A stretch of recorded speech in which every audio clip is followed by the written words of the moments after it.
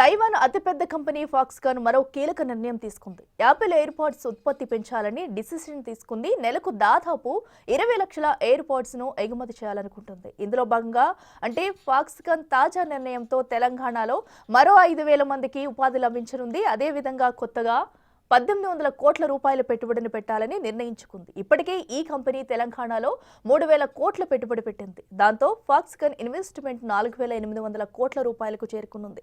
ఇక ప్రపంచంలోనే అతిపెద్ద టెక్నాలజీ మ్యానుఫ్యాక్చర్ సర్వీస్ ప్రొవైడర్ గా ఫాక్స్కాన్ పేరుగాంచింది. తైవాన్కు చెందిన ఫాక్స్కాన్ కంపెనీ కొంగర్కలాన్ వద్ద 250 ఎకరాల్లో తయారీ ప్లాంట్ ను ఏర్పాటు చేసింది.